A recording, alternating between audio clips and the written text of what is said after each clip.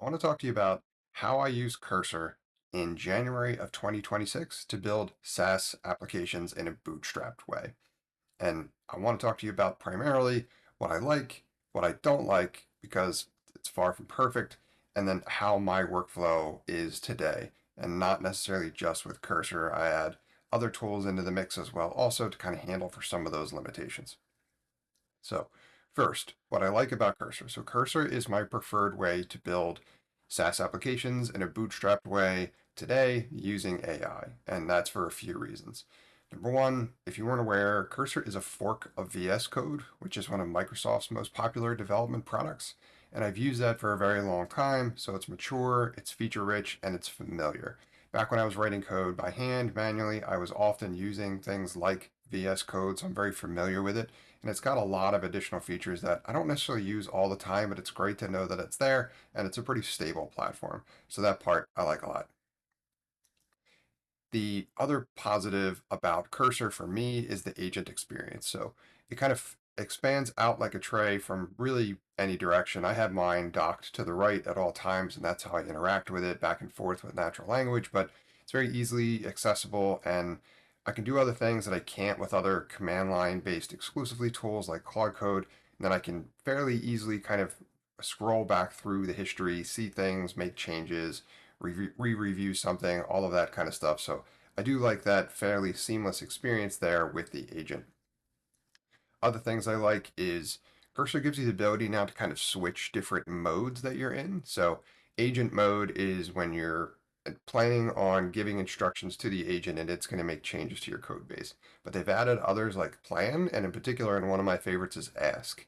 As I'm going through and I'm building or developing, even if I have clear requirements or a pretty good vision for what it is that I want to do, I may have questions along the way about, little forks in the road that we may come to in terms of what maybe we should do or how we should do it. So I will ask questions there, which will help me with planning, as well as I'll ask questions about the code base in terms of like what it's doing or where this functionality may be or whatever. So one of the things I like about that is it doesn't eat into your token count. So your development capacity, you can flip that switch back and forth. And now I can do that kind of all right within Cursor versus before. I was often using Claude Code, but on the web. So I was using Anthropic's via the browser to kind of do that. And sometimes I still do just for redundancy purposes, but I like that as well too. So for those are most of the reasons why I prefer kind of the Cursor agentic experience right now for coding. But I also want to talk about some of the things I don't like. So here goes.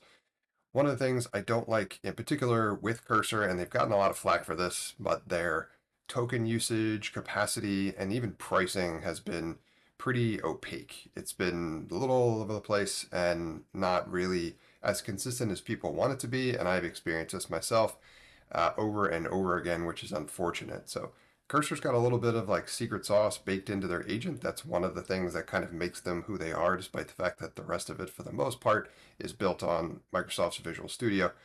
But because of that, they hide some of the details, which is kind of a very different experience than you'll get with like Claude Code from Anthropic. Is you'll have much more clarity around like when you're going to hit which threshold for whatever model that you're using.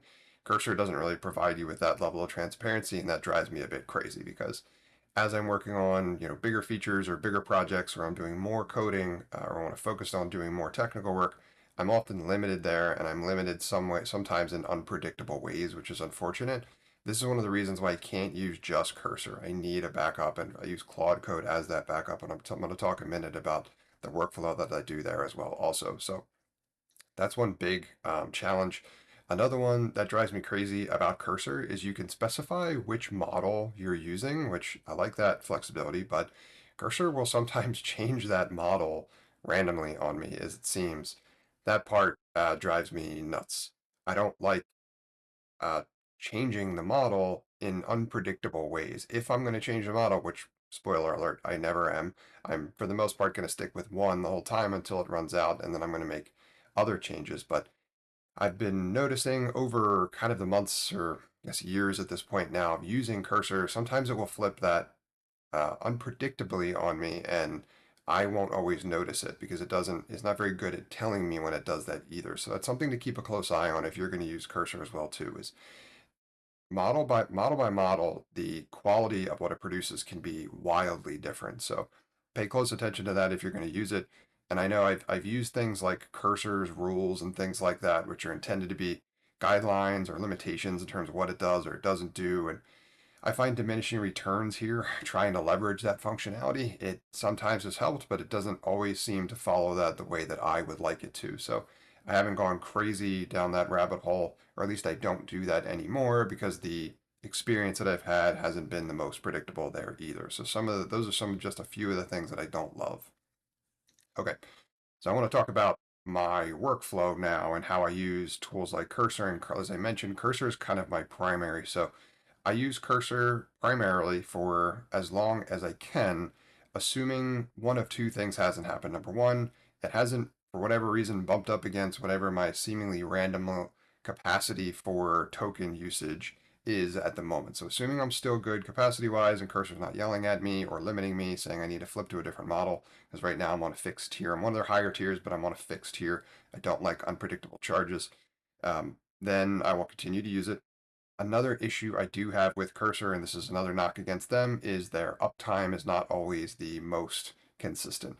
I've had countless instances where I realize that the agent's just not responding or something's hanging or whatever's going on. I may be experiencing a form of an outage of their service, and that does happen a bit. There's a lot of demand on their service, so that's probably to be expected, but it goes out more than I would like it to, and that can be particularly disruptive to my workflow. In fact, it has multiple times. That's why I needed to figure out and come up with a backup. A lot of times I'll be using it. I'll think something's up. I'll go to a down detector, like is it down, cursor, or whatever, and I'll see that the reported instances of a potential outage are spiking at that moment. So that's pretty predictable. I usually know because I'm usually actively using it. So for that reason, I have Claude Code via the terminal as my backup. And that works particularly well because the models I'm usually using are Claude Code models as well also. Before it was Sonnet 4.5 and now it's Opus 4.5 as of January 2026. Opus 4.5 is fantastic and I'm using that whether I'm using Cursor or I'm going direct Claude Code to the terminal. So what my workflow usually looks like is I'll use Cursor unless it has issues with capacity for some reason or there's any kind of outage going on. If that's the case, I'll simply just kind of transition what it is I'm working on, same branch, using version control. I'll pick right up as best I can, flip to Claude Code via the terminal, which I can also have integrated into my Cursor IDE instance because I can run a terminal from within Cursor since it's just Visual Studio, as I mentioned already. And then I'll launch Claude Code and then I'll pick up things from there. I typically won't fall back to Cursor, even if it becomes available again or more capacity becomes available until I've finished out that whatever that feature is that I'm working on. Once I finish that out, then I'll check again and I may switch back. But I do go back and forth on these tools and I have had pros and cons with each. I'll talk more specifically about a Claude Code one maybe tomorrow or something, but I wanted to go through this one in detail specifically about Cursor since that's my primary and a lot of people are using it. Okay, so to recap in terms of this content, I like Cursor. It's still my primary way for building. It's got some good, some bad. Um, but I mentioned is it's still my primary. The bigger challenges that I have are, it's issues where it can run out of capacity or have some kind of outage, and if it does, I fall back and usually using Claude Code to kind of keep my workflow moving. And I'd recommend you probably do the same. So if you're going to rely on Cursor and you're experiencing any of the type of issues that I mentioned, it has. I'd recommend you add a backup to your workflow as well, also. And I think Claude Code terminal-based interface works best in terms of how to apply what I've shared here. So if you are actively building or you're about to start building, I would recommend, you need to be focused as much as possible on making progress as quickly as possible. So speed is really your biggest advantage. And if any of the tools that you're using are hindering your ability to do that, then you need to make a change. Consider some of these guidelines I've shared here in terms of what works for me, in terms of implementing them for you, and just make sure that your tool set isn't kind of letting you down or holding you back. If you could move faster, if you had different tool sets or a different workflow, then I'd highly recommend you make that change. And if you got value out of this content, please like, subscribe, or comment because it's helped me learn more about how to make it better for you.